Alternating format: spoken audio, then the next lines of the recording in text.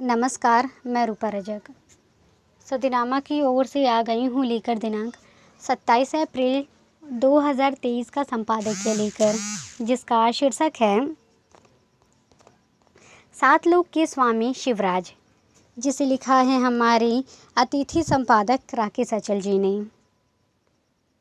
राजनीति और उसके नेता, उनके बारे में कुछ भी कहना सही नहीं है, परंतु इन नेताओं की बेवकूफ़ियों को देखकर लिखे बिना रहा भी नहीं जाता है।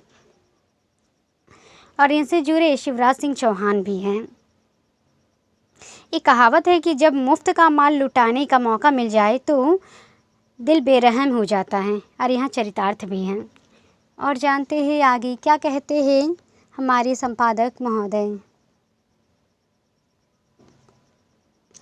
राजनीति और नेताओं पर लिखने का बिल्कुल मन नहीं करता, किंतु राजनीति के नेता इतनी तेज़ी से बेवकूफ़ियाँ कर रहे हैं कि लिखे बिना रहा भी नहीं जाता। लिखने से हालांकि न राजनीति सुधर रही है और न नेता, लेकिन इसी वजह से लिखना भी तो बंद नहीं किया जा सकता। आज मैं लिख रहा हूँ, भूलों पर रोजाना नए लोग बनाने की सनक है। अब तक पढ़ा और सुना था कि दुनिया में 3 लोक होते हैं। इन तीनों लोकों के स्वामी को त्रिलोकीनाथ कहते हैं। लेकिन अब आपको ये जानकर हैरानी होगी कि हमारे सूबे के मुख्यमंत्री माननीय शिवराज सिंह चौहान ने त्रिलोकीनाथ को भी पीछे छोड़ दिया है। वे 8 लोकों के स्वामी बनने जा रहे हैं। एक कहावत है कि जब मुफ्त का माल लुटाने का मौका मिल जाए तो दिल बेरहम हो जाता है। ऐसा ही कुछ श्री शिवराज सिंह के साथ हो रहा है। इस बार शिवराज सिंह चौहान जनादेश से नहीं, धनादेश से मुख्यमंत्री बने हैं। वे जानते हैं कि ये उनकी अंतिम पारी है, इसलिए राजकीय खजाना बेरहमी से लुटा रहे हैं। उदारमना शिवराज सिंह ने बीते 18 साल में राजकोष को सचमुच बेरहमी से लुटाया। पहले लाडली लक्ष्मियों पर और अब लाडली बहनों पर उन्होंने लुटाया, तो नौकरशाही ने आगे बढ़कर खजाने को खुद लूट लिया। कभी ई टेंडर के नाम पर, तो कभी डंपर घोटाले के नाम पर। कभी मनी ट्रैम्प हुआ तो कभी हनी ट्रैम्प हुआ। कभी भर्ती घोटाला हुआ तो कभी पेपर लीक कांड हो गया। सिलसिला जारी है। सौभाग्य से इस साल मध्य प्रदेश में चुनाव हैं। चुनावों को देखते हुए हमारे मुख्यमंत्री लोकाधिपति बनने पर आमादा हैं। उज्जैन के महाकाल के लिए करोड़ों के एक नए लोक के निर्माण से जो शुरुआत हुई, वो रुकने का नाम ही नहीं ले रही है। वे जिस धार्मिक स्थल पर जाते हैं, वहाँ एक नए लोक के निर्माण की घोषणा कराते हैं। जनता खुश हो या ना हो, लेकिन देवता शिवराज की मेहरबानी से गदगद हुए जा रहे हैं। मामा शिवराज ने अभी हाल ही में दतिया में माँ पीताम्बरा के लिए 7वें लोक की स्थापना की घोषणा की थी कि इंदौर की सुमित्रा ताई फैल गई। शिवराज सिंह ने उनकी मांग पर इंदौर में देवी अहिल्याबाई के लिए भी एक लोक बनाने का न सिर्फ ऐलान किया, बल्कि इसके लिए सरकारी ज़मीन भी आवंटित कर दी। तुरंत दान महाकल्याण। लोक के अनेकानेक अर्थ होते हैं। ये संज्ञा भी है और सर्वनाम भी। आप इसे कुछ भी मना लीजिए या मान लीजिए। बचपन में हमने लोक के बारे में जितना पढ़ा और सुना था, उसके मुताबिक लोक किसी देश या स्थान आदि के समाज को ही नहीं, अपितु जनसामान्य जनता, आवाम को भी कहते हैं। विश्व का एक विभाग, भुवन, भी लोक का ही कहा जाता है, जैसे पृथ्वी लोक, पाताल लोक आदि। किसी देवता के रहने पर विशिष्ट स्थान भी लोक ही कहा जाता है, जैसे शिवलोक, विष्णुलोक आदि।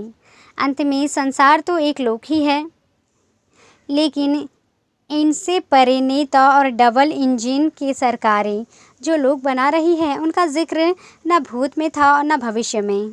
वर्तमान में तो होगा कैसे?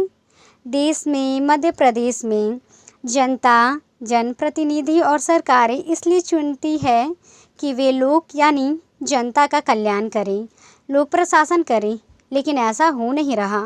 जनप्रतिनिधि और सरकारें पृथ्वी लोक पर रहने वाली जनता यानी अपने मतदाता के लिए लोक बनाने के बजाय देवी देवताओं के लोक बनाने में भिड़ गई है। सरकार मानती है कि जन लोक बनाने से क्या लाभ। 2018 में जनता ने आखिर शिवराज सिंह का तख्ता पलट दिया था ना, इसलिए बेहतर है महाकाल का लोक बनाओ, शारदा माँ का लोक बनवाओ, सकलन देवी का लोक बनवाओ, माँ पीताम्बरा का लोक बनवाओ, रानी अहिल्या देवी का लोक बनवाओ। ये खुश तो जनता को झक जमाच कर खुश होगी। जनता के चुने गए प्रतिनिधियों के लिए माननीय मोदी जी दिल्ली में नई लोकसभा की इमारत बनवा रहे हैं।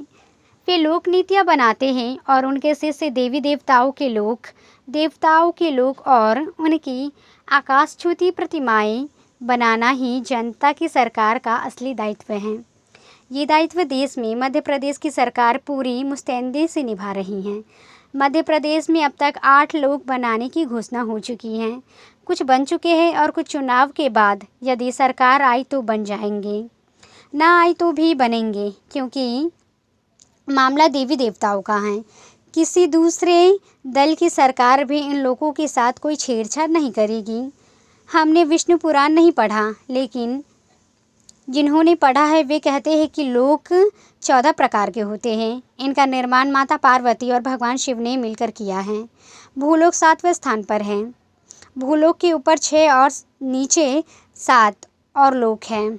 धरती के ऊपर लोक उधरवा और नीचे के लोक आधो कहलाते हैं। मैं आपको इन तमाम लोगों के नाम बता सकता हूँ, लेकिन इनके बारे में जानकर आपको कोई लाभ होने वाला नहीं है। आपका और आपके नेताओं का लाभ उन लोगों में निहित है जो श्री शिवराज सिंह चौहान बनवा रहे हैं। ये लोग ही अगले विधानसभा और लोकसभा चुनाव में वोटों की बरसात करेंगे।